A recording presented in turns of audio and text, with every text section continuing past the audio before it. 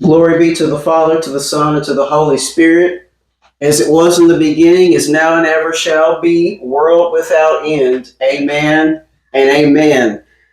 Guys, I'm glad to be back with another sermon, and this was going to be very different from a lot of the other ones that I've done.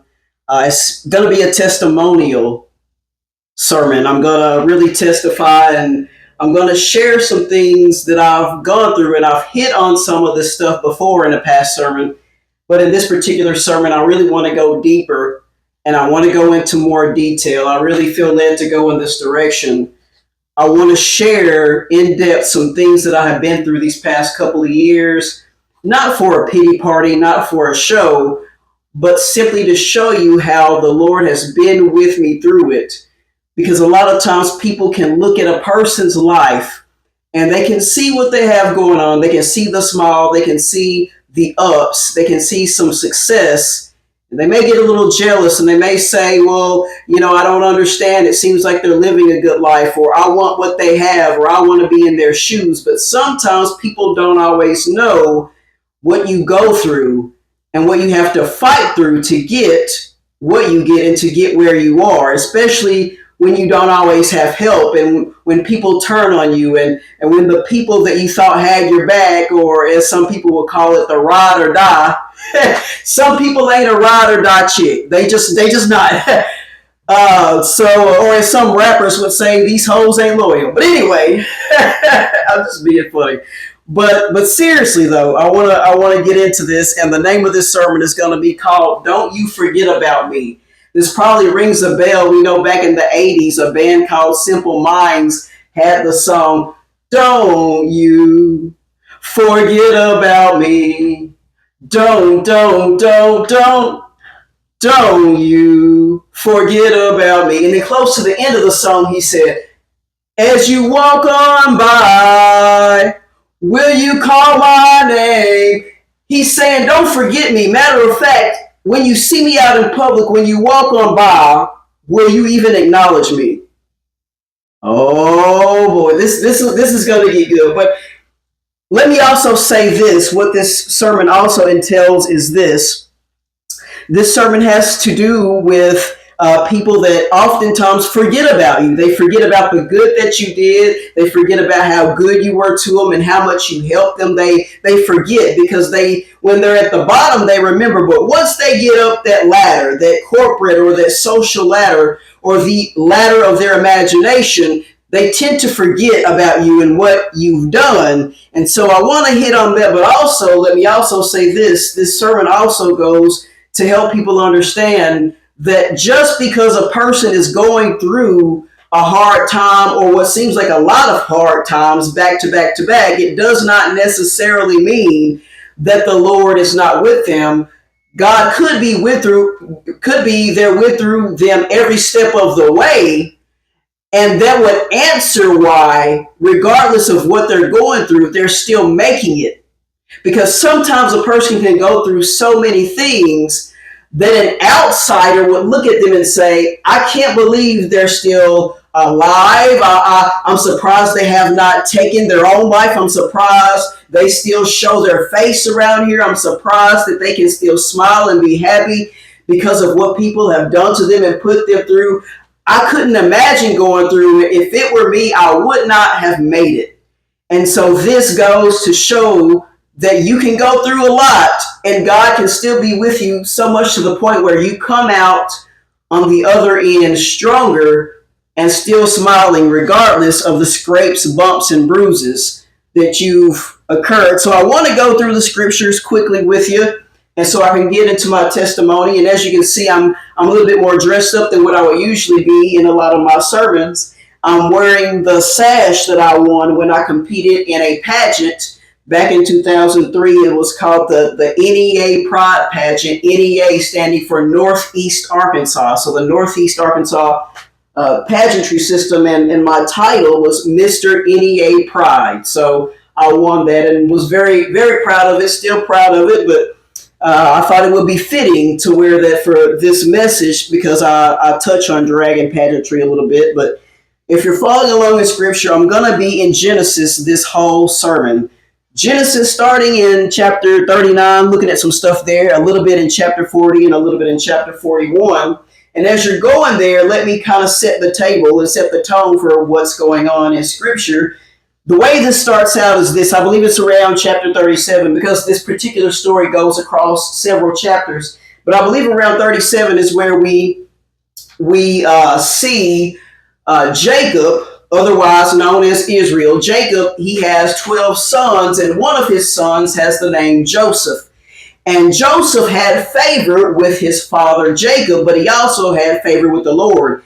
And what I mean is this: Joseph's father Jacob made him a coat, which the Bible calls the coat of many colors, or I think some translations say the coat of diverse colors. But anyway, he had a very beautiful, colorful coat that his dad gave to him because he favored him, and his brothers were a little jealous, but they got even more jealous when Joseph began to talk about the dreams that he had been having because listen, the dreams that he was having were dreams from God where he would use symbols and things to show him and to tell him something, because not only did he have dreams, but he also had the gift of the interpretation of dreams as well, which comes from the Lord. And so he would talk about the dreams that the Lord gave him of what was to come for his life, and it made his brothers jealous. And so what they ended up doing is, first they take him and they throw him in a pit. They put him in a big hole in the ground that he couldn't get out of. But then they thought better of it and they took him out. But what they did was, instead of apologizing,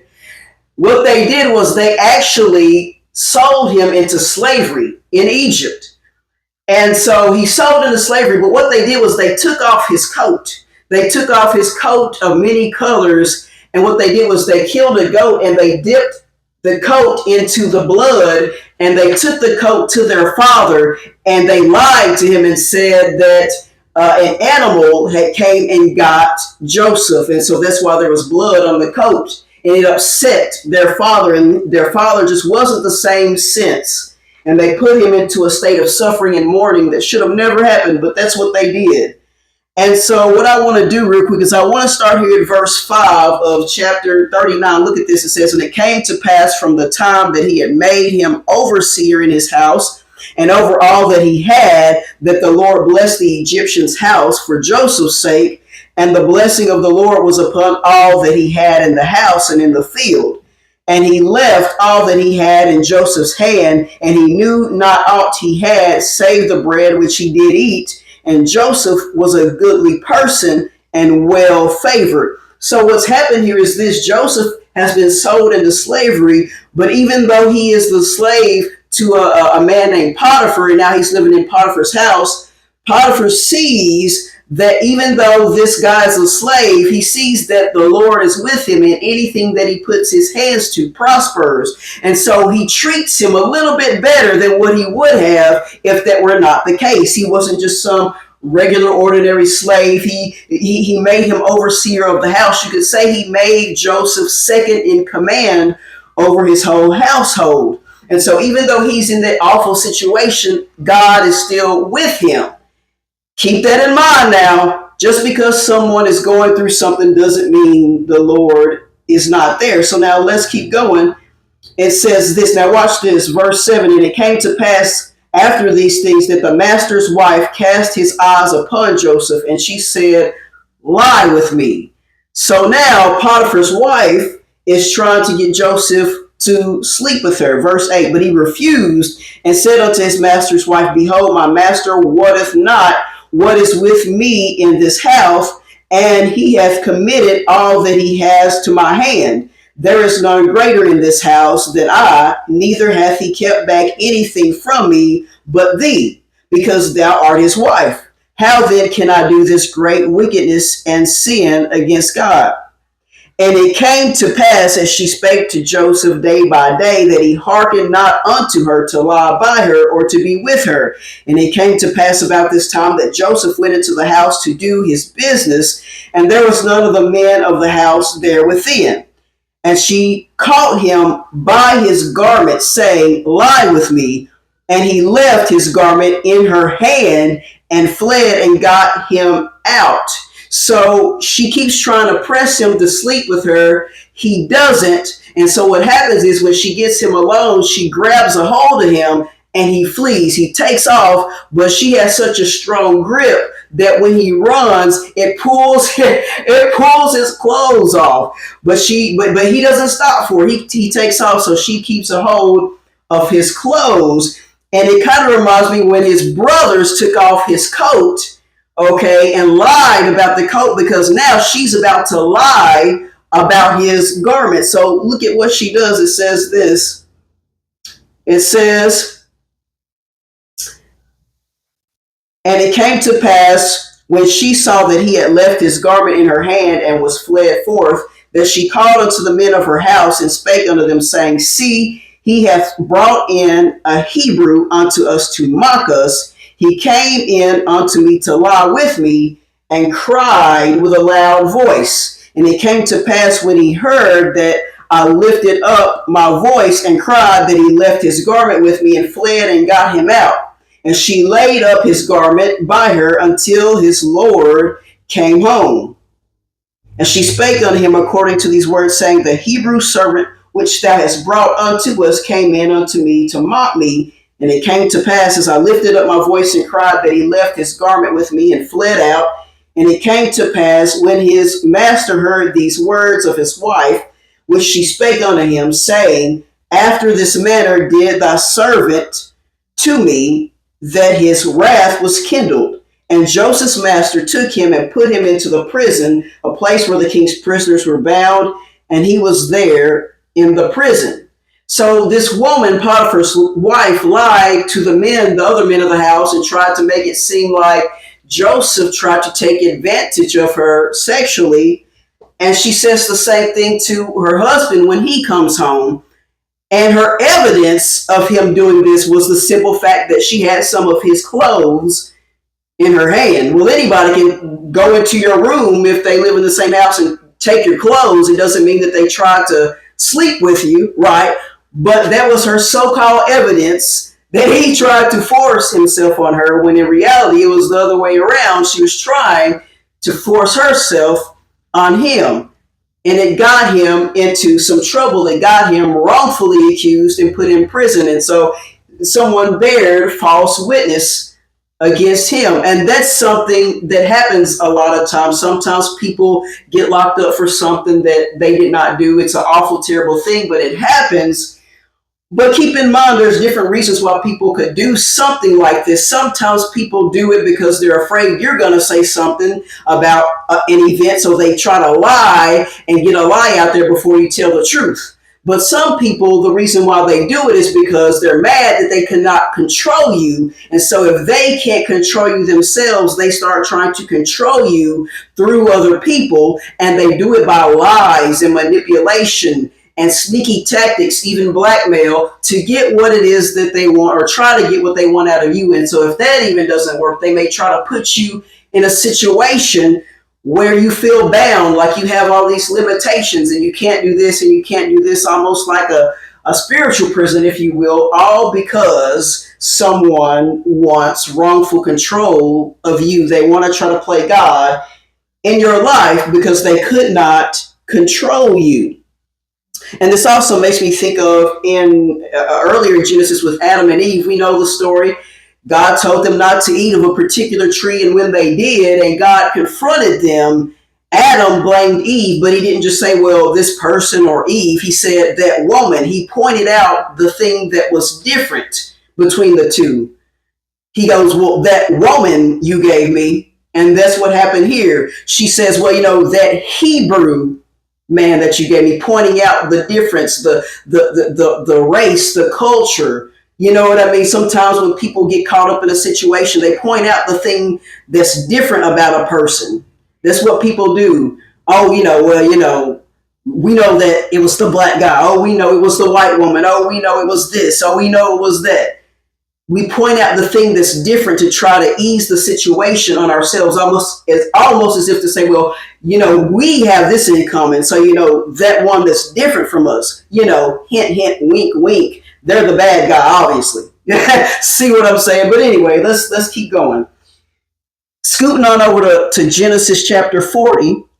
In chapter 40, we'll start at verse 9. And it says this, and the chief butler told, well, let me break this down real quick. While Joseph is in prison, he becomes basically second in command of the area of the prison that he's in, because God has given him favor over the prison guard, the main prison guard that he's in. And so some people are brought into the prison, and one of them is a butler, or a cupbearer, as some translations would say. So a butler and a baker.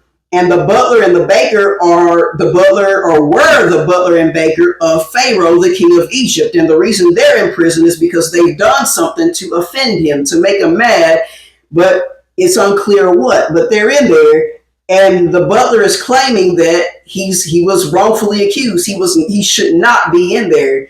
He should be a free man. So verse 9, it says, and the chief butler told his dream to Joseph and said to him, in my dream, behold, a vine was before me, and in the vine there were branches, and it was as though it budded, and her blossoms shot forth, and the clusters thereof brought forth ripe grapes. And Pharaoh's cup was in my hand, and I took the grapes and pressed them into Pharaoh's cup, and I gave the cup into Pharaoh's hand. And Joseph said unto him, this is the interpretation of it. The 3 branches are 3 days. Yet within 3 days shall Pharaoh lift up thine head and restore thee unto thy place. And thou shalt deliver Pharaoh's cup unto his hand after the former manner when thou wast his butler. So let me keep reading. But think on me when it shall be well with thee, and show kindness, I pray thee, unto me, and make mention of me unto Pharaoh, and bring me out of this house. For indeed I was stolen away out of the land of the Hebrews, and here also have I done nothing, that they should put me into the dungeon. So here's what's happened.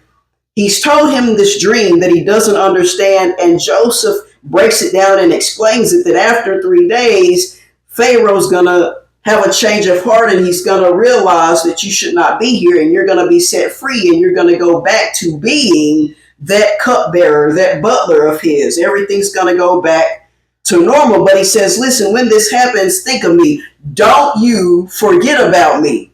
Don't. But he's saying, don't forget.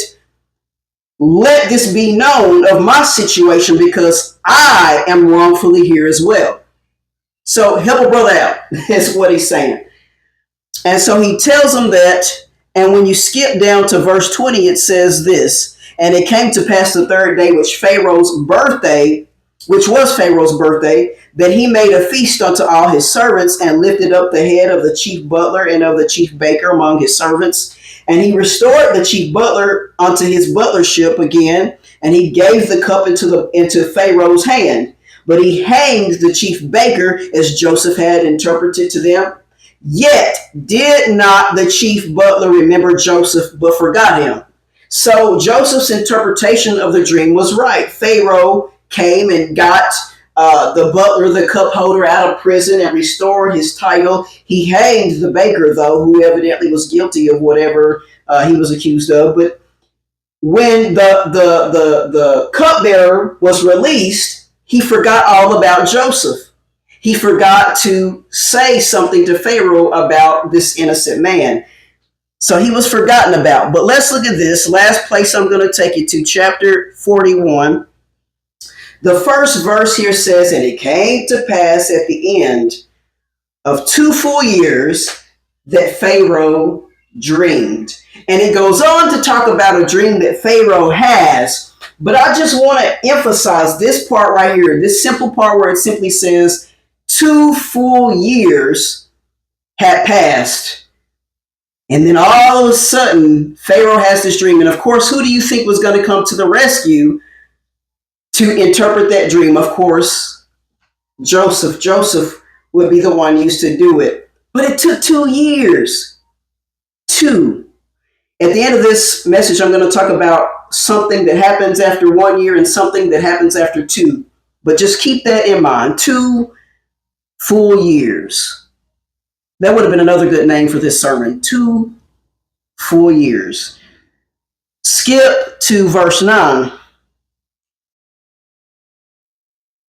So he gets done telling him this dream that he doesn't understand. And it says this, then spake the chief butler unto Pharaoh, saying, I do remember my faults this day. He says, oh, now I remember. There was something, someone that I was supposed to remember, and I forgot all about it. But now I remember.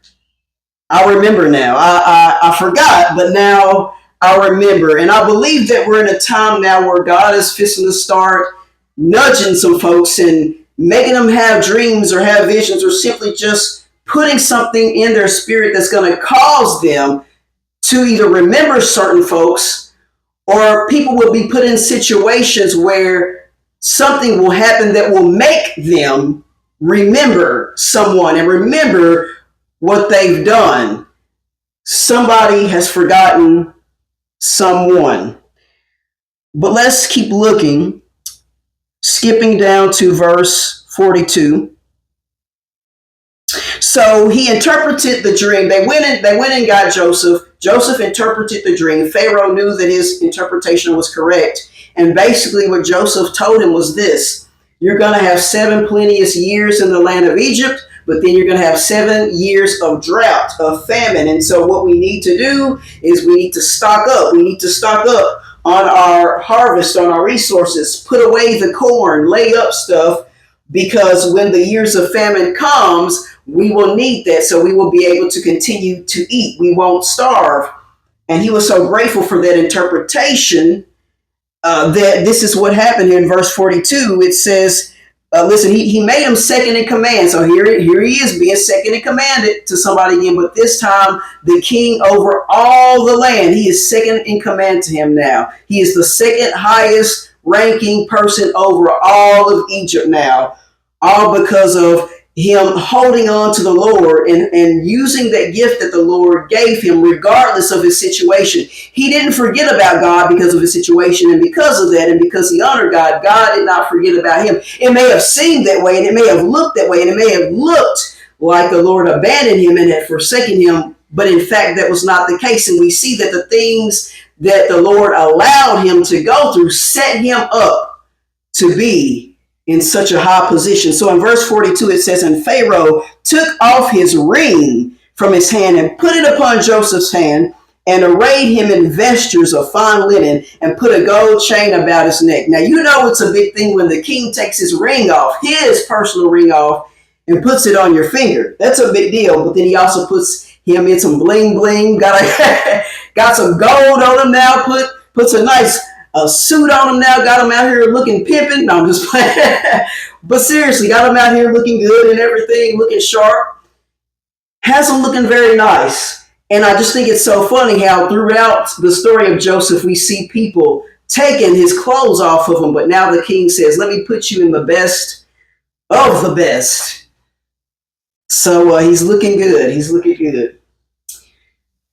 So he said, I'm going to get you something made in Italy for real. Not something that we say is made in Italy, but really made in China. No, I'm just playing around. But anyway, because all this stuff has been going on in the news about all this stuff, this luxury name brand clothes we think are made in Italy and France and everywhere, and the whole time it's made in China where everything else is made, and it ain't really worth all that people have been paying for. But anyway, he said, no, it's really made in China. No, it's really made in Italy. It's really made in France. It's not made in China. But no, but yeah, so that was a big thing. He was very much restored. And if you continue to read about Joseph, you see that he ended up saving his brothers and his family who were caught in the famine because they didn't see it coming. And so, but he knew about, listen, he was dreaming dreams and interpreting other people's dreams. So the very thing that people made fun of him for and mocked him for was his dreams, because that's what they called him, was the dreamer in a mocking way. That gift and that favor that God had on him ended up saving them in the long run. So you really got to be careful how you treat people, especially people that you know are gifted and favored and doing good. A lot of times we're so mean to those that are good to us, so many times, to favor people that treat us like less than, just so we can feel like we're somebody, kind of like the flunkies that help out the bullies. in school. They help out the bullies only because they don't want to be bullied. So they go and treat others bad, and then what happens is some people, they don't grow out of it. They become adults 20 and 30 and 40 years old, and they're still doing it. They're still being overgrown bullies and overgrown toddlers and overgrown flunkies and flying monkeys and so on and so forth. But that's how that goes. But I wanted to share this with y'all. I made some notes because I didn't want to leave nothing out. I'm going to try to go through this quick because it's quite a bit to cover. Please bear with me as I share some things that I've gone through. Not for a pity party, as I said, but I want y'all to hear this. I want you to hear this because I want you to see how I've had to hold on and cling to the Lord during times where a lot of people expected me to give up and to simply not even believe and not even serve. I've been through some things that have people questioning why I would even be doing what I'm doing now, making sermons, because it would seem like I would just forget about God, but God has not forgotten about me just because some others may have forgotten about me. So again, this is not a pity party. Don't put names in this because this is not about putting people on blast, but you got to share certain things to testify, right? So here we are. 2021 and 2022 is when I started drag. There was a person in Northeast Arkansas who was a big deal in the drag world, not necessarily because of their drag, but mainly because of their influence that they had and their leadership position that they had in the community. And so I had grown very fond of her, and things seemed to be going well for a while. And during this time, there were not nearly as many kings as queens in the drag scene. And so when I started doing drag, I tried to do my best to really represent for the kings and really put on a good show. And I was always a very versatile king. I wasn't stuck to one style. I did different things because I'm a versatile person, but also because I wanted people to be encouraged, especially those who were considering being kings. I wanted people to see that whoever they were, whoever they wanted to be in drag, they could do it. They could be it because they would see it in me. And so they would know they could do it too. And so there was one particular king from a different town who came in to perform one night and blew me away. And when I saw him perform, I knew right then that I wanted to do it. I had people that wanted me to do it, but I was nervous. But when I saw him, I was like, okay, I got my vision now. Now I know. I know what to do now. I got this now. And so I did my first performance and rocked it, and it was history from there. But I did that. 2021, then 2022 continued, and then of course in 2022, close to the end, I got into a relationship that I was in for almost a year, and then here comes 2023. So during that year, during that summer, I competed in the NEA Pride pageant. I won. And even though that was a very celebratory moment, things started to go downhill from there. During this time of celebration, after the pageant, took some pictures. The next night when it was the NEA Pride event, performed at that, took pictures. The next drag show I was in, of course, I wore my sash, took pictures there. It was a time of celebration and time for taking pictures, and I did that.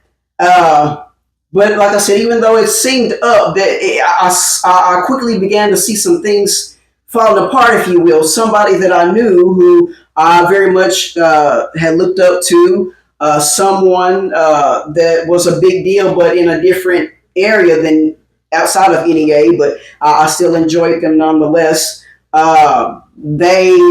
were pretty cool, but then when they found out that I was going to be competing in this pageant that they also had made known they were going to compete in, later they decided to not compete. And then after I won the pageant, they blocked me on Facebook. And so it hurt, but I was just like, well, I don't know what to do. I can't talk to you. You don't talk to me. You don't talk to me. I don't know what to do. But that was just the beginning. And so then time goes by, I get the opportunity to compete at a national pageant. National pageants are different from local pageants. You got your local pageants like bar pageants, pageants of a town, a community like how I was NEA or Northeast Arkansas, and then you might have a whole statewide pageant. But then the national pageants are when you compete with people from all over the country, and it's a big deal. It's not a one night event like a lot of local pageants are. It can go over the span of multiple days and nights, and they want you to meet up at a certain place, and you have to check into a host hotel, and usually they pick very nice hotels that are not cheap. And so a lot of money goes into all the nights you stay at the hotel. Money goes into the days that you don't spend working because you're there competing all the days and nights, right? And so money goes, you have to have money for that. And of course, a lot of times people spend more money on the outfits and the props and, all these other things that they spend money on to compete because it's a bigger deal. It's pageantry on a higher scale than what it would be locally. So you have to put more time and money and effort into your drag, into your interview wear, into your talent wear, into your evening wear, into your presentation wear, and all these other things that you may have to do. And if you have backup dancers, some folks, they ain't gonna do it for free. You got to pay them something. If you got dressers, people helping you dress backstage, you got to pay them something a lot of times. So a lot of money, hundreds and sometimes well over thousands of dollars can go into it. And so I was given an opportunity to compete at one called Gay United States Pageantry, and GUS, GUS for short. And I was excited about it, but I only had, I think, if I remember, maybe a couple of months or so to even prepare. I didn't have much time, but I had some money saved up. And of course, if you're living with somebody, you can save up money quicker because you're splitting bills. And so I got my money together. I knew a lot of people when they did big pageants like that, they would have a benefit show wherever their home venue was. They would ask, hey, can I have a benefit show where people, when they come, they can pay a little bit extra to go specifically into my pocket for, this pageant because, hey, I'm representing y'all if I win, right? So a lot of people do that. And so I had asked this very important person in the NEA drag scene if I could get that benefit show, and they said no, and I wasn't messed up about it. It just is what it is. Didn't get offended, just worked my butt off and got the money together and put myself in a hole to do it. But I did it all on my own without the extra help that a lot of people got, but I did not complain. I didn't win the pageant. I didn't even make the top 5, but I learned a lot, and a lot of people, from the people who competed with me right down to people who were just watching in the audience, a lot of people were impressed with what I brought.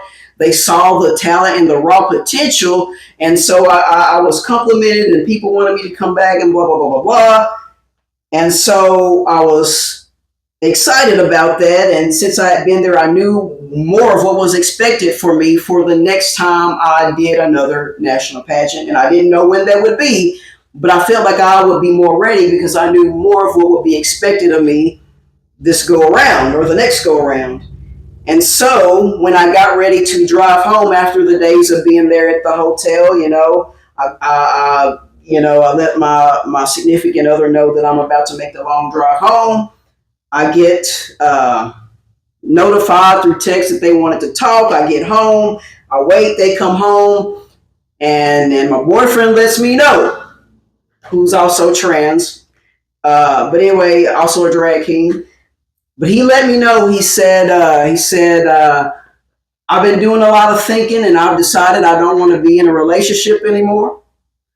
And so that was his way of letting me know that we were breaking up. He let me know he was packing some stuff up. He was going to move some stuff out that night and start moving more stuff later.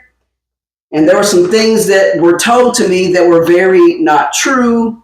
I was told that, he was not leaving to go and be with other people, that he wanted to be single for a while and figure out what he wanted, which turned out to not be true, which wasn't a surprise because he was seeing somebody else before the breakup. So, of course, he's seeing somebody after. So that wasn't the truth. And so then the part about it being his decision that he came to on his own also wasn't true because there was somebody who influenced that decision, and it was that very person who was a important figure in the NEA drag scene. And I knew this because before the breakup, it seemed like the relationship was getting a little rocky simply because of conversations we had in which I felt like I was not talking to my significant other. I felt like I was talking to that leader, that important person, through them, because their opinions about me changed. It was all about what this person had to say and what certain other folks had to say about me and about what I did and about where I worked and about how I do my drag. And it was like the good, encouraging, kind words was not coming out of my person's mouth anymore. It was always what this other person and these other few people had to say. And it was to the point where I could tell they were getting frustrated that they couldn't change me, but they were trying to change me based off of what certain other folks was saying. And so when I was told that, hey, I've been thinking this is what I want to do, I knew it wasn't just about what they wanted. It was about what certain other folks wanted, because they had been swayed by other people's opinions. But I did not argue. Now, I tried to reason with him for a second and ask if he wanted to talk it out and if he would change his mind. And he said no, he wanted to go. And so I did not force anything. And I'll tell you why. I've learned the hard way in the past, ladies and gentlemen, that when you're with somebody and they tell you that they've thought things through and they've decided to leave, it's best to let them go and not try to force them to stay, because if they tell you they don't want to be with you and you try to make them stay, they will show you they don't want to be with you. Let me say that again. They'll go from telling you they don't want to be with you to showing you with their actions. In other words, they will stop treating you right. They'll do you wrong. They'll talk to you and do you any kind of way. And the things that they will do behind closed doors, they'll do to your face or set it up to where you will walk into certain situations where you'll see them doing stuff that they would normally hide. They will show you. They'll let you see with your eyes instead of hearing with your ears that they do not want you, and they'll hurt you and put you through a lot of embarrassment and humiliation. And even though it's wrong, you can't really fully blame them. You have to blame yourself, because why stay with someone who does not want you, or at least claims not to want you? So I didn't try to force him to stay. I let him go, and that was that. And so as the days went by, he moved out more and more, and so that was that, or so I thought. And so then I did a show there in NEA, and it was at the end of the year, and I decided to make it my last show there for a while. And I put on a show, probably the best that I put on there at that particular venue. And I did it. And I won't go into detail what happened, but there were some things that I really did not like. It didn't sit right with me. I felt very disrespected to my face in different ways throughout the night. And so I for sure knew that I needed to wrap it on up. And so later, some days later, I announced on Facebook that unfortunately I would not be doing any more shows in NEA. I made specifically clear that this was not necessarily a permanent thing. It's just that right now, I for certain reasons, I cannot do it. And I apologize to those in NEA, because I love to perform for y'all. I'm Mr. NEA Pride. Why would I stop performing there in the middle of my NEA Pride reign? I mean, it's not like I'm just being a jerk, but for certain reasons, I can't do it. And it was simply because I didn't want to put people on blast, but I knew I did not want to have my home venue be the same home venue as my ex, as well as this influential leader in the NEA drag scene, who was pulling the strings, the main person pulling the strings on my ex. And so I just bowed out gracefully. I wasn't rude. I didn't get into anybody's inbox and cuss them out. I just bowed out quietly and gracefully, and it was a tough decision, but I knew I had to keep my self-respect intact by setting these boundaries. And so that happened. So next year, 2024, I moved from Arkansas. I moved to Missouri. And I was considering another national pageant, but I was going to wait till the next year, which of course is this year now, to compete in it. But somebody very dear to me really wanted me to compete because they were going to compete, but for the Mrs. Section, and they wanted me to compete with Mr. so that we could possibly be Mr. and Mrs. together. And so that meant a lot to me. So I decided to run for this pageant. It was the Trans USA, and so she became the Mrs. Arkansas, Miss Trans Arkansas, and I became Mr. Trans Arkansas, and we did that.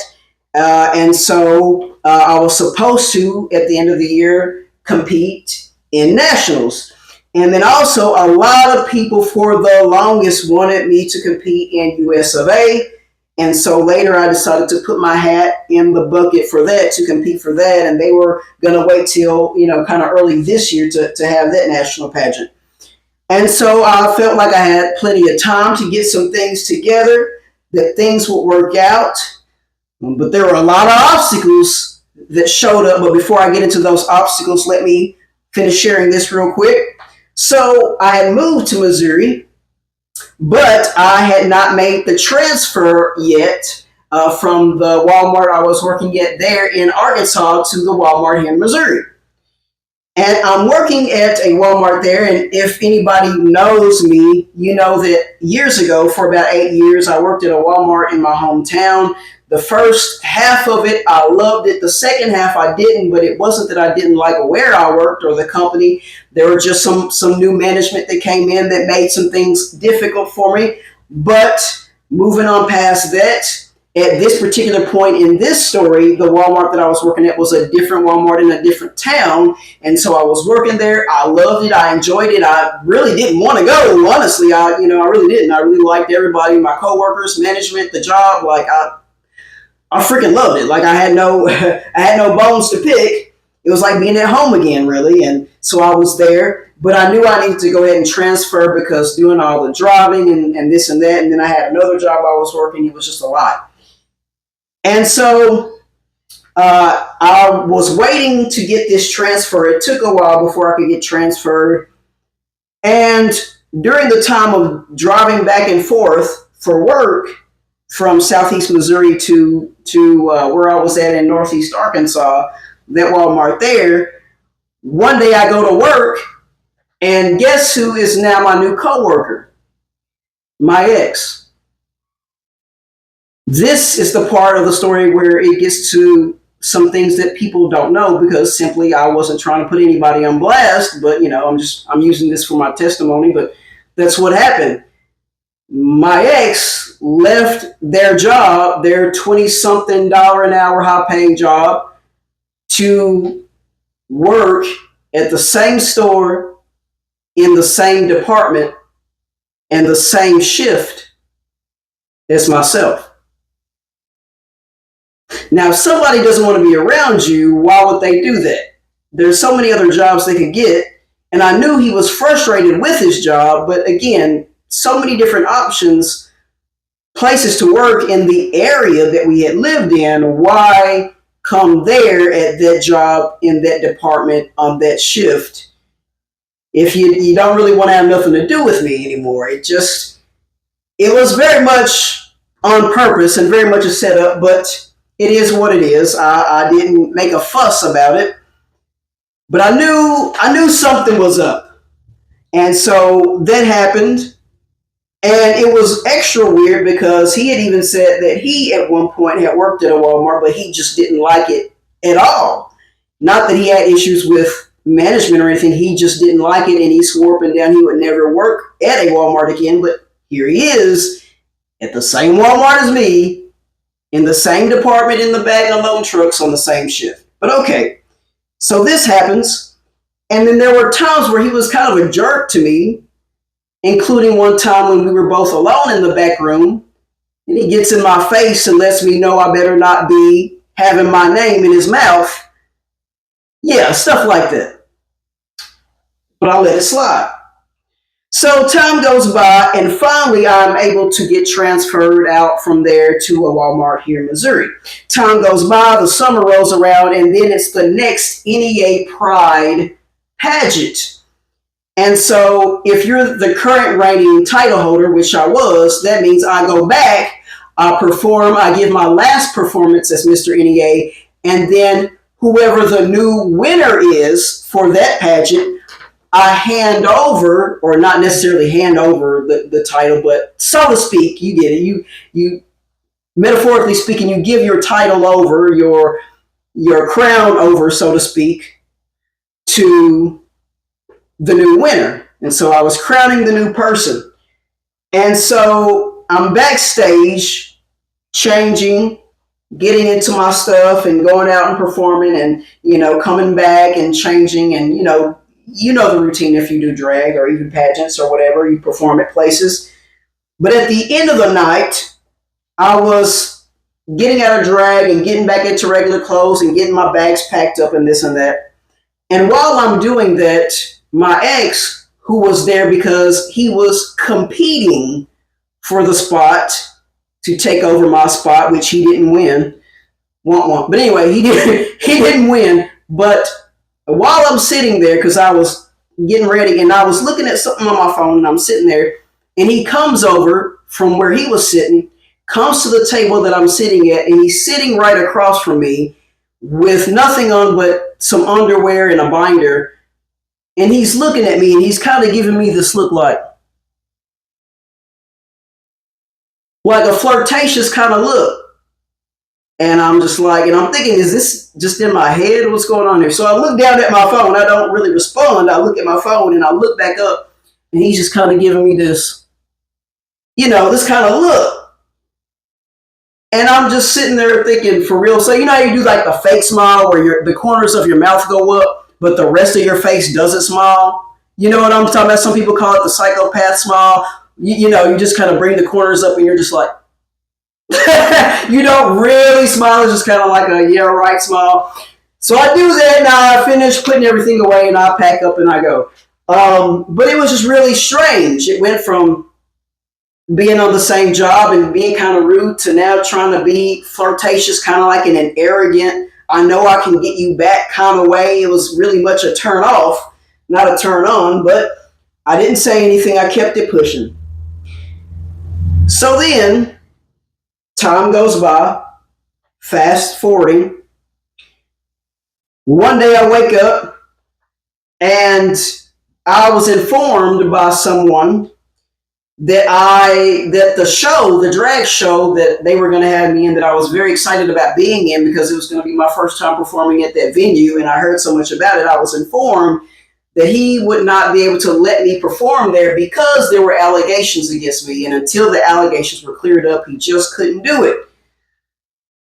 And I found out why. The allegations came from a drag king, and the drag king is the very king that I always bragged about, the king that I always said inspired me to do drag so much.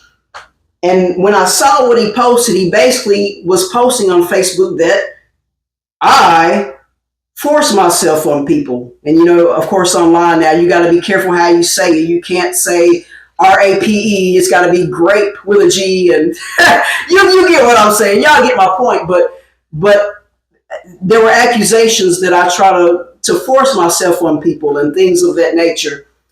And of course, he made a big deal about the fact that I'm not really picky about my age. Somebody that I had dated, of course, was younger than me, and that was my ex. He was significantly younger, but of course, we were all adults. If you're 18 and up, you're an adult. But whatever. So a big deal was made about that. And so a lot of people were like all in an uproar about it. And so I was like, wow. But the thing about it that I noticed was it really didn't seem like him. It didn't seem like him. It was really off. It was just off. And so I was trying to figure it out because I was like, he seems like one who, if he had an issue, he would address me with it, maybe hit me up in the inbox or something. But the way he's talking, not just talking about me, but just talking in general, it's like I could read his tone through the typing. It just seemed off. But I had a feeling where it was coming from. But let me keep going. Days later, my ex put up a post on Facebook and basically co-signing what that king had said, saying that I basically forced this relationship with him, that he originally was scared to be in a relationship with me. He was cautious, as he put in the post. And there were things that he said that were blatantly not true. First of all, as so-called trumped up evidence, there were text messages, but for one, it didn't look like screenshots. It looked like somebody had took pictures of the text with their phone. So that it was like somebody had his phone, they took their own phone and took pictures of the text instead of it being a screenshot. The next thing that I noticed was that the texts were heavily edited. And what I mean is, first of all, the texts that you see supposedly were all from me, but you didn't see any of the text from my ex. It was just text from me from when we first got together.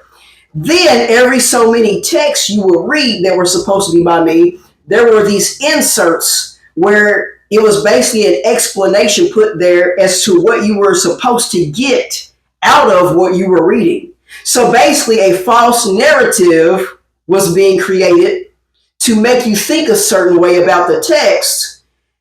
And you didn't know if the texts were from me. You didn't even know if the texts, if they were from me, were even in order, in correct order, because it was very heavily edited and you couldn't see anything that was said in response by my ex, who was then my person at the time.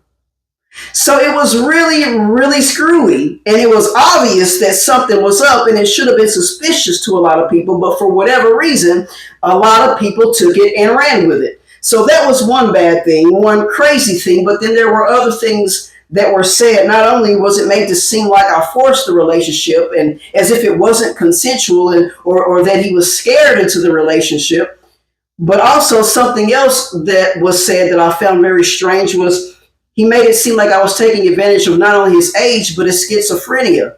And the interesting thing about it wasn't until later in our relationship, past the halfway mark, that he began going to therapy. And he came home and told me one time that he thought that maybe he might have been suffering from schizophrenia because he was having hallucinations and hearing stuff. And he tells me this stuff, and I'm trying to be supportive, of course. I'm not going to dismiss him or not want to be with him because he's got some stuff going on or possibly going on. But he later goes on to tell me that according to his therapist, even if he does have it, even if he actually has it, he can't actually be tested for it and certified to have it until he's at least 21, because he was still 20 at the time. And he didn't turn 21 until after the breakup. So the question then is, how could I get with him to take advantage of his schizophrenia if he didn't even know he had it at the time and didn't show symptoms until way later and could not actually be diagnosed with it until a time that came after the breakup? But people weren't asking those important questions. They weren't seeing through the lies. It was like they couldn't see the forest for the trees. And so since he made it seem so good, and since there were the right people backing him up, people believed the sad story that was displayed upon their screen with a lot of faults in it and a lot of lies and a lot of loopholes and things that were going on that just did not add up. So during this time, a lot of people began to unfriend me on Facebook. A lot of people that kept me on their friends list for a while, they talked bad about me. They wanted people to not book me at their shows. They acted like they were just so creeped out by me and couldn't be around me and couldn't be backstage with me at a show. And so, of course, I missed a lot of great opportunities because of it. So not only did my favorite king have something to say, but it didn't stop there. It didn't stop with him. It didn't stop with the ex. There was someone else. There was a particular performer who last year, their drag career had been ruined. Unfortunately, they were coming up quickly in the drag scene. They were part of a particular drag family. They were doing great because their style of drag was different from what a lot of other kings was doing. And it was just really cool. And what ended up happening, though, was rumors began to spread. There were allegations made, and the allegations was that they abused children. And not, in a sexual manner, but actual physical abuse. And it came about because they had worked at a daycare, and supposedly someone made the claims that they knew that this person had either kicked or punched their child. I couldn't remember which one, but they physically hurt their child. And so when people heard about this, they did not want to book this person. Their drag family didn't want them to be a part of the drag family anymore. And so it was just kind of a mess, and their drag career fell apart as quick as it blew up, because it blew up pretty quick. And so this happened, and I hated it for them. I didn't know if the allegations were true or not. I didn't know, but I knew it had to be tough going through what they were going through. And so I still remember during this time that this happened, that I was at a very popular bar in Memphis, and I saw this person there, this king who had suddenly lost their drag career to these allegations. And again, I didn't know if it was true, but I had a lot of compassion towards this person.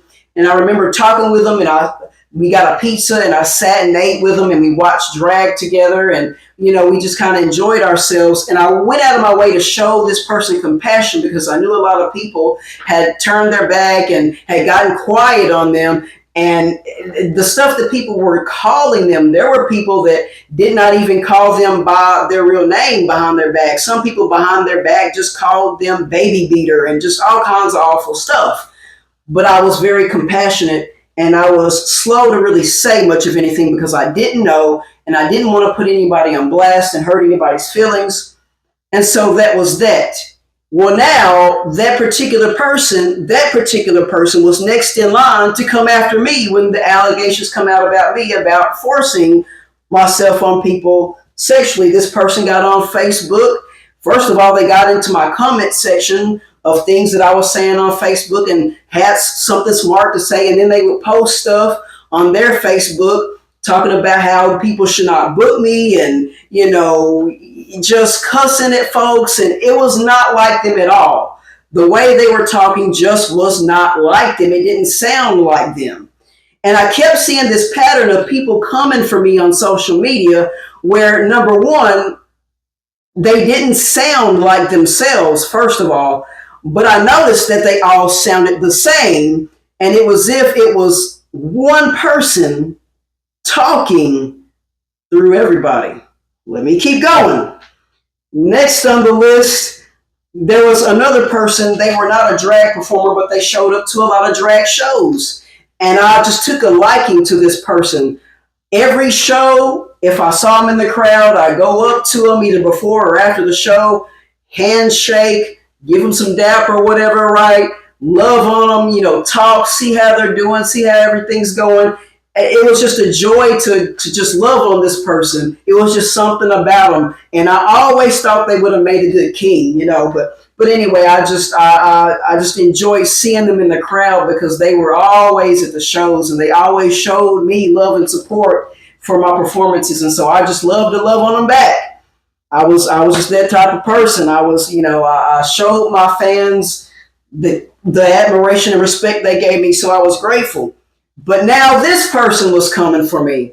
This person, I posted up a picture where I was, I think, St. Louis or somewhere, and they got in my comment section, and they came for me and tried to make it seem like I was betraying Arkansas. And I told them, I don't know what you're talking about. I love Arkansas. And then days later, here they come back saying that I had talked bad about Arkansas and talked bad about Memphis and talked bad about NEA. And I'm just sitting there reading this thing, and what in the world? Like, I never said any of this. And so, just like how I began to unfriend certain folks and block certain folks, I had to unfriend them as well. I just started moving people off my friends list. And it's like I said on Facebook, why do we keep people on our friends list that go out of their way to show us that they're not our friend? It's called a friends list, not an enemies list. And so, unfortunately, there were a lot of people who I loved and cared so much about that I had to let go of. I had to set boundaries, because if I didn't, people would keep trying to run over me. They would keep trying to argue with me about stuff that I didn't see a point in arguing about. It just seemed very immature to me. And I had that gut feeling that everybody was being used as a puppet. Not everybody, but a lot of the people that were coming for me, they were being used. And it was like it was the same person speaking through everybody. And I couldn't help but to have this gut feeling that this one person that was what I keep calling that big leader, that big name in the NEA drag scene, not necessarily because of their drag, but because of their leadership in the community, in the drag community. I knew that it was them. I knew it. I knew they, because they had their issues with me. They couldn't control my drag. They couldn't control my personal life. They kept trying to control me through my ex when we were still together.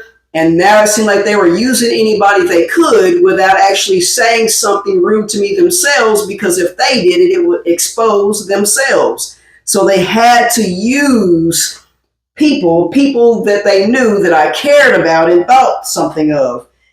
And it got frustrating because I knew what was up. I knew people may have been bribed, maybe even blackmailed, maybe things were being held over certain folks' head, but I knew a lot of control and manipulation was going on. Finally, what ended up happening was there was another king. He was not from the NEA scene, but a different scene in another town. He was someone that I looked up to, not because of their drag persona, but just their regular personality, just them in general. They were very big on community. They took drag as not just something for fun, but they looked at it as a way to get people's attention, and using that attention to impacting our community, the LGBTQ community. And he was the type of person, he thought that if someone won a pageant, not just a big pageant, but even a simple bar pageant, that it shouldn't just be won just so someone can wear a sash, but they should do it, and they should take that opportunity to do things for their community. And so he was real big on that. He talked about that and how serious he was about it. Like, yeah, it's fun, but let's really do something for the community. Let's do something for people. Let's do some community work, And I admired that about him because, like I said, it wasn't his drag persona. It was who he was in his heart. And I really admired him for that. But here we go. Then it was him, and I don't think he was being used, but I noticed that he made a big deal on Facebook about how he didn't like the fact that one of the pageants I was going to compete in, Trans USA, he was mad that they had not made a big statement about me, about how, he felt that they should have made a statement that addressed my allegations. Basically, he was trying to figure out why is it that they're not saying, hey, this person, Maximilian, cannot compete because of these allegations. It was like he was waiting for it, and he was talking about it. Why are they not saying anything? And even though he didn't say my name, of course, people got in the comment section and asked, and then he shared the screenshots of things that had been said about me, and everybody's, oh my goodness, I'm like, oh my gosh, when does the embarrassment stop? Jeez. People are going on and on and on and on with this. Ain't nobody hitting me. Very few people actually contacted me to see if I was all right, to see what was going on. It seemed like so many people just jumped on the bandwagon and believed all this stuff. And then people were just making up stuff about me out of thin air that made absolutely no sense. But people just took it and ran with it, with whatever they could. And it went on and on. And so what ended up happening, though, was this particular performer that I'm talking about, who was so adamant on someone from that pageantry system saying something and addressing me and saying that I couldn't compete. What ended up happening was this. So as time went by, y'all, between that situation, people making it hard for me to get support from Arkansas for this pageant, and then this happened. So when I moved to Missouri, I was given a place to stay with a couple that I had moved in with that I knew. And after I finally got everything moved in, they let me know they're moving out. So that put me in a tough spot. And so then I had to find somewhere else to stay when I got here. And then I didn't have a roommate. So I had to, for several months, I was paying all the bills, including the rent and, car note, car insurance, food, gas, you name it. I'm paying for all this on my own. So that made it hard to save. But then with all these allegations and people not wanting to support, of course I was not going to get a benefit show. Of course I wasn't going to get donations. Of course I wasn't going to get an Arkansas sponsor to back me up like other people got sponsors when they went to big pageants. I just wasn't going to get it. And so a lot of people let me know how they felt, and I didn't bother to really ask after a while. So that really kind of hurt the situation. And so unfortunately, due to that and some other things, I was not able to go and compete when it became time. And so I announced it on Facebook that I wouldn't be able to compete. I apologized. I explained why. And I know that this particular performer, he and many others, they had their things to say about how, well, if you don't have the money to go and compete, you shouldn't go and compete. You shouldn't sign up to compete at a national pageant if you don't have the money for it. It's your own fault, blah, blah, blah. There was so many people saying this. But here's the thing that kind of bothered me about it, and it was this. What got to me was just the year before. I was backstage with this particular performer at a show, and they were getting ready to perform at a national pageant. And they were getting close to time for that pageant. It was almost their time. And they had been talking while we were backstage. They were talking about all the things that they had done, the benefit show they had, and how they had been working and trying to save up all this extra money and all these things that they had been doing. And they were talking about the last minute things that they were going to try to do. And he was nervously just like, I got to try to figure out how to get the last bit of this money. And you could kind of see he was trying to keep it together, but you could tell by how he spoke and his demeanor, he was real nervous. He was real nervous about whether or not he was going to have the finances together at the last minute.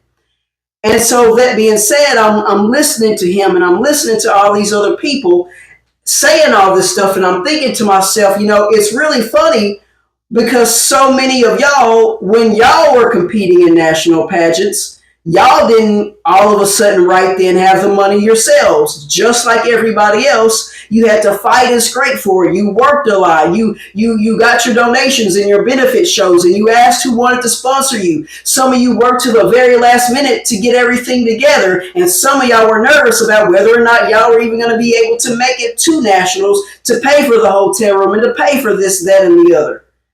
But all of a sudden, when I don't get to go, oh, it's your fault, and you didn't have the money, and you should have known, ignoring how I was talked about and dogged out and put down, and how I lost so much help that I could have, should have, would have had. Come on. And then ignoring the fact that they didn't have it all together either. They had to have some help. I had some help. Y'all know the song. Don't act like you didn't help me pull the ball off the shelf. No, I'm just playing. But they act like they didn't have no help pulling the bottle off the shelf. They had some help. Y'all know the song. They had some help. Help. They asked for help. They got it. But they made sure I didn't get the help. But when I couldn't go, it's all my fault, right? And so I let people talk. I let them do what they do. But one of the things that inspired me, though, was this. The guy who was the current reigning Mr. Trans USA, before the nationals came, he was getting all of us who were contestants ready. He was talking to us through video chat, and he said something that inspired me. He said this. Trey said this. He said, I was getting ready, and I spent my time getting ready for nationals so that, I could compete. And what happened was, as it got time closer to go, I realized I wasn't going to have all the money I needed. I wasn't going to be ready. And I kept telling people, I'm not going to go. I'm not going to go. I can't go. I'm not going.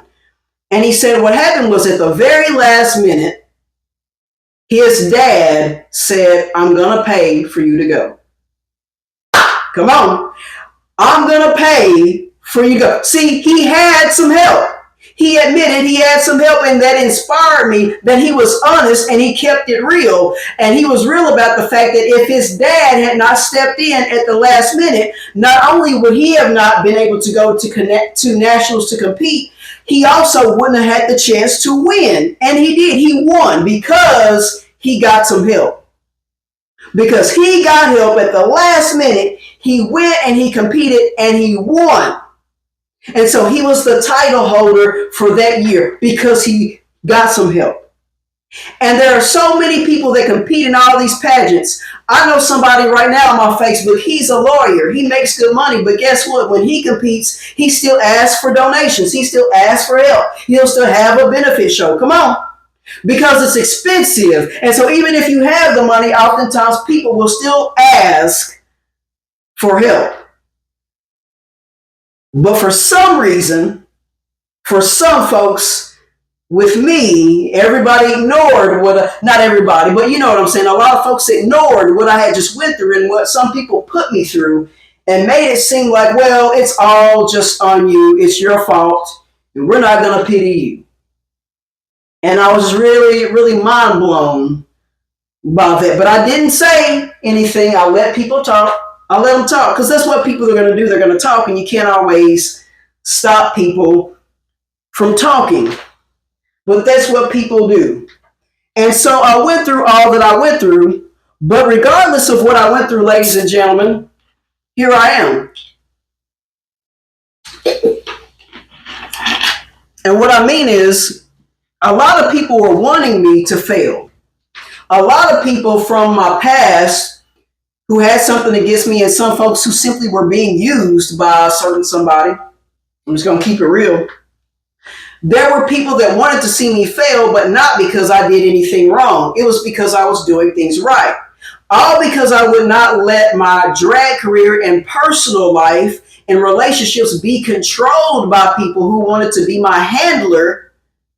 Come on, now I'm telling some stuff now because a lot of people are going through this. A lot of folks in the drag community, they got some handlers. See, we be talking about these folks in Hollywood, these famous people, these actors and musicians and artists and singers and famous people, and we're talking about all these people being exposed for controlling people and being their handlers and using and abusing them physically and sexually so that they can have a contract to be famous. We're talking about that. But if we can also be real, some people take drag a little bit too far to the point where we treat it as if we're actual famous people out there, like we've all been on RuPaul's Drag Race and we're all famous. And so now, in order to quote unquote stay on top, we allow certain folks to use us and abuse us and treat us any kind of way. And I've talked to people in private about it, and I'm not here to out people, but what I'm saying is I know for a fact that folks are going through this type of stuff, but they're too scared to say anything. There are folks who admitted that they were quiet and they got quiet on me and they didn't really want to, but they didn't know how they could say something to defend me because they knew what would happen. Come on, they knew what would happen to them if they had something to say. They didn't want what was going on with me to fall under them because they know how certain folks are. They know how certain folks are. They know certain folks are going to come for them. Not just their drag, but their personal life, try to make them look bad with lies and trumped up evidence. I'm not the only one who's gone through this, but my issue, my story is much wilder than a lot of other people's. That's all. I'm not the only one. My level of how it happened to me, the degree at which it happened to me, was on a much more ridiculous scale than many other people. That's all.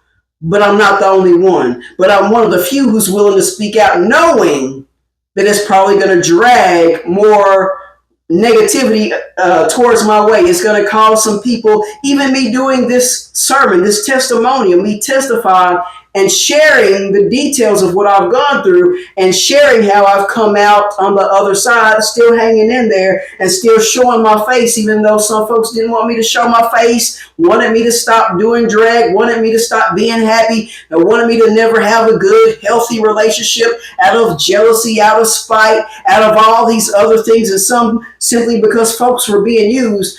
But people still need to see. They still need to see, even when I go through what I go through, that I still keep going. Not because I'm special or because I'm great or because I think I'm better than anybody, but I keep going, and I'm able to keep going because I've held on to the Lord at a time where people thought I would have backed up. And instead, I just backed on right on into the cameras, into y'all's TV screens, into your phone screens, into your computer screens, not only with drag, but with the Word of God. And it's rubbed some folks the wrong way, and that's fine by me. But I got to keep on keeping on. We see with Joseph what he went through. He went through it. He went through all these things. He went through all this rejection. He went through people bearing false witness against him, using trumped up evidence. People just going along with stuff. It seemed like he kept going in worse and worse and worse situations. He went into a pit. He was a slave in Potiphar's house. Potiphar, pit to Potiphar, there's another P. Then he went to prison. He went through so many P's, he could have qualified for the PPP loan that came out a couple of years ago. I'm just playing. Joseph could have got him a PPP loan if he was alive today. But anyway, but he went through that. I'm just being goofy, y'all. But he went through that, and then he went from the pit to Potiphar's house to a prison, and then to the palace, being second to the king. He went through so much, y'all, but he came out on the other side, and those that did him the most wrong needed him the most when it was all said and done.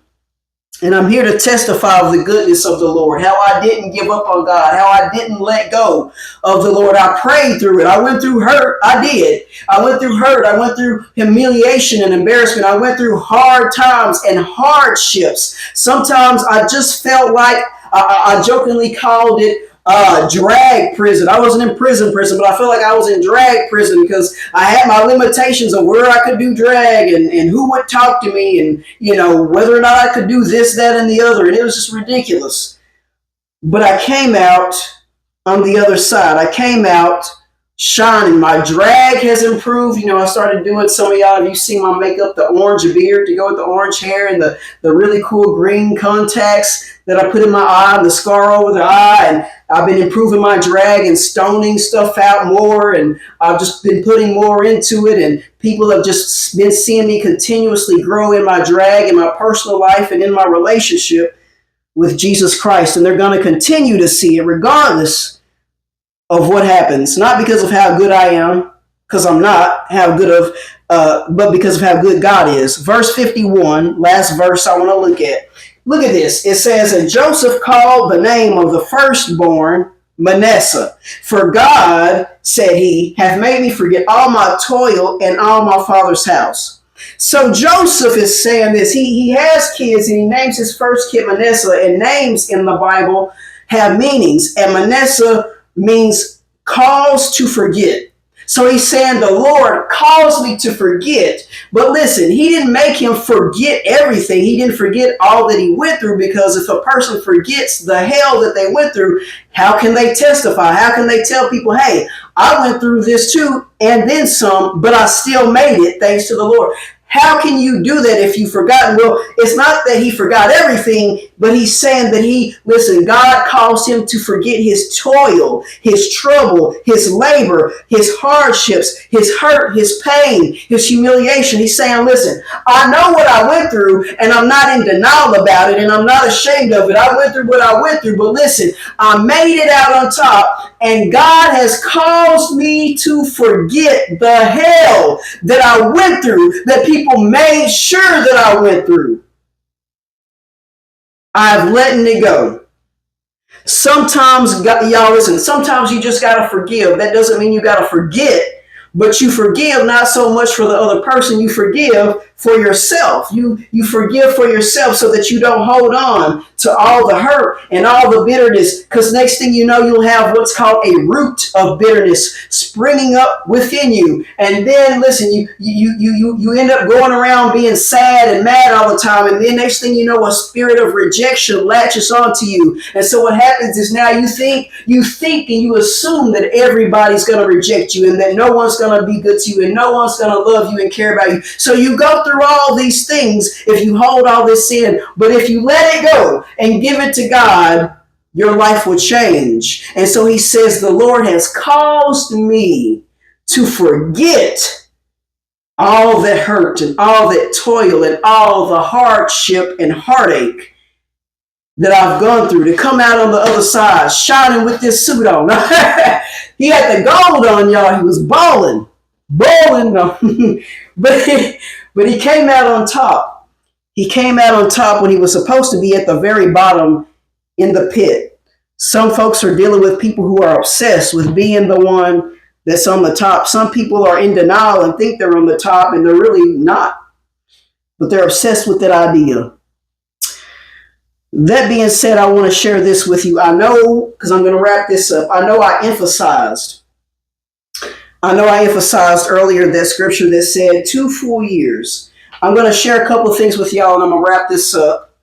Yes, this is a longer message, but again, it's a testimonial, so I don't mind it being a little long. Of course it's going to be. But I want y'all to know what I've been through. Some of the things that I've been through just these past couple of years. I've been through so much more in the past, but this is enough. This will do. Not for a pity party, like I said. It's not that. But somebody needs to hear it. Somebody needs to know they can make it. They got to hold on. Even though people want you to listen. Remember in the book of Job, his wife wanted him to curse God, and he wouldn't do it. He lost everything, but even after losing everything, he would not turn his back on God. He might have questioned the Lord, but he did not curse God. Even his wife wanted him to do it, and he wouldn't do it. He wouldn't do it. He would not turn his back on the Lord. But let me share this. So one time I heard somebody online, and I don't remember who it was. I don't remember all the details, but I remember hearing somebody talking about people leaving you and walking away and leaving you hanging and stuff like that. And what they said was this, paraphrasing.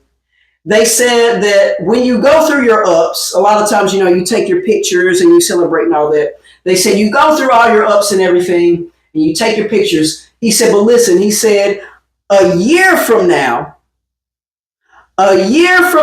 look back on all those pictures you took with all those people that were celebrating you, and look and see how many of those people are still with you now after a year. Here's what's crazy about that. So the thing where I won Mr. NEA Pride and I was taking all my pictures, that was a couple of summers ago, right? So then last summer of last year was when all the hell broke loose. I already had stuff happening for a year, things going downhill, but then that summer of last year, that next summer, that's when the crap hit the fan with the false allegations. So during that summer, I was going through my phone to clean out my phone because, you save so much stuff, your storage gets clogged up. So I was deleting a lot of stuff, and I was going through pictures, seeing what pictures I wanted to save.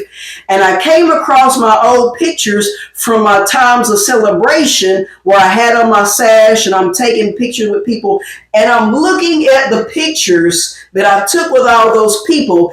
And the majority of the people I was taking pictures with are not in my life. Many of them have turned their back on me. One of the people I took a picture with, one of my proudest pictures, was with that king that I looked up to that first put the false allegations out there. Another one of the pictures was somebody, check this out. One of the pictures that I took was with somebody who, when I was at a Pride event last year, I think it was Central Arkansas Pride, I was at a Pride event and I was out walking around, and this particular performer, who was one that I used to perform with in NEA, they were there and they saw me, but y'all, I'm talking, they didn't blink. They just acted like they didn't see me, and they just walked right past me and didn't say a word, not a word. And I never talked bad about them or put them down. I stood up for them when people were talking bad about their drag makeup, but we ain't gonna go there. Because I didn't have a problem with it, but certain other folks did, and I stood up for them. And there's a lot of folks that I've stood up for, and they don't know I stood up for them behind closed doors. And some of these folks, people been talking about them. I know some folks, people in their own drag family be talking about them, and I don't. But never mind, we ain't gonna get into it though. I'm gonna keep going. But I was walking And this person walked right on by me. When I waved, they didn't wave. They didn't say hi back. They literally acted like they didn't just walk by me. And I know they saw me. And so that brings me back to the song, Don't You Forget About Me, when he says, when you walk on by, will you will you call my name? Will you acknowledge me? Are you going to remember me, or are you going to just forget about me like we weren't just cool? Are you going to walk on by like you don't know who I am?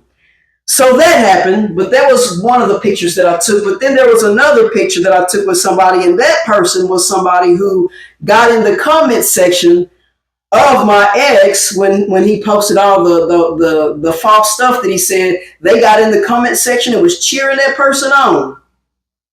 Cheering them on, and there's somebody else in a picture that I don't talk to. So there's so many people after a year that are no longer part of my life. Times have changed, and it's hard to see those pictures because it means something to me. It's a time of celebration, but now I can no longer celebrate with these people. My, how times have changed, and how quick do people forget? How quick do people forget when you took them into your home and let them move in with you, and you're in a relationship with them and you're good to them, and they leave you high and dry?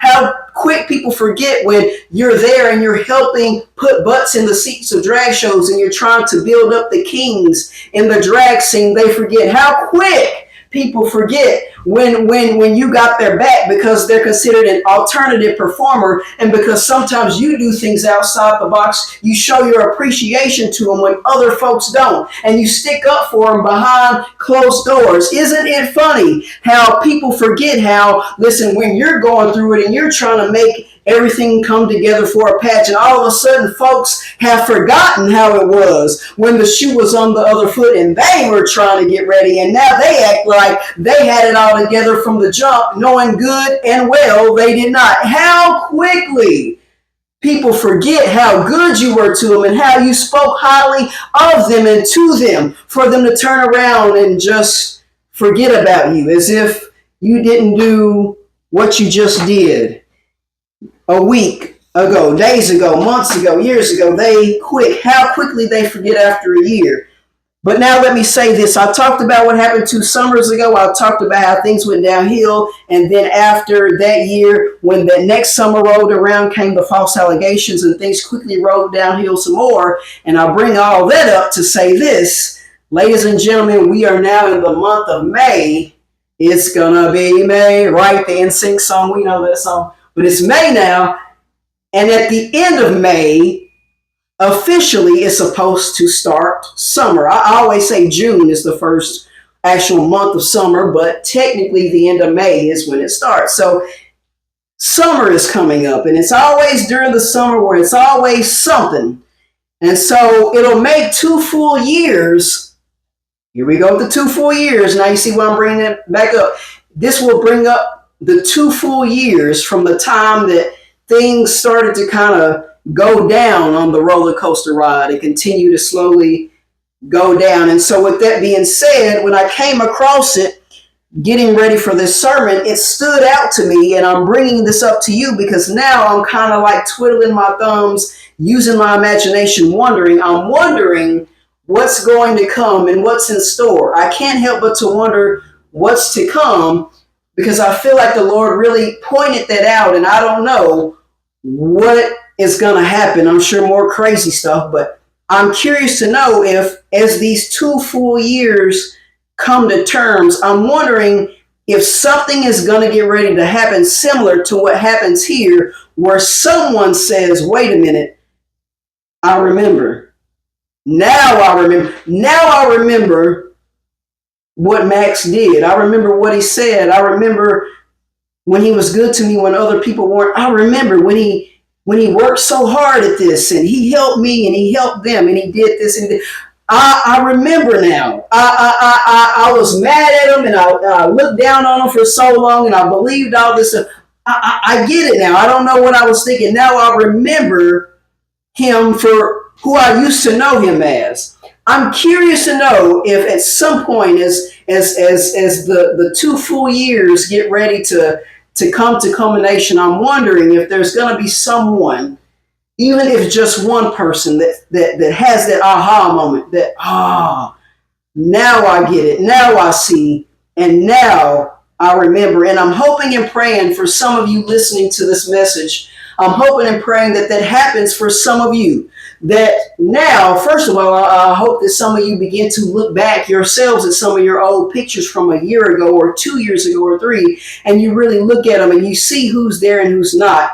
But also, I'm hoping for some of you that for some of you, there comes a moment sometime this year, if it hasn't already, where someone from the past says, hey, I remember that. I remember what you did for me. I remember what you did for that person. I remember who you are. I'll say who you were, but it's not just who you were, it's who you are. I've been made to believe these things, but now I see you for you. I had it right the whole time, but I was misled. But now I see. Now I can see the forest for the trees. I can see now, and now I remember. I'm praying that many of you right now are remembered. Lord, Heavenly Father, I pray that this will be a season and a time that many of your people would be remembered for what they've done. Not that they need special treatment, but just that people have a moment where they think back and reflect and realize how they may have neglected certain people and left certain folks hanging. Then maybe they should go back to it and just simply say, I get it now, and I remember. I see now. I see. Lord, I'm praying that a lot of people will look back, not to dwell on the past, but they would look back and see how far they've come after a year, how far they've come after 2 years. And when they see who stood the test of time and who didn't, that they don't have anger or hurt in their heart about it, Lord, but that they would thank you and praise you with their mouth, because even though others are not there, you are still there and you never left. And I'm praying that people see that and that they acknowledge that you are always there, a God that has never left us or forsaken us, regardless of the hell that we go through, because we know the heaven that we go to. Lord, I give you all the praise, glory, and honor in Jesus' name. Amen.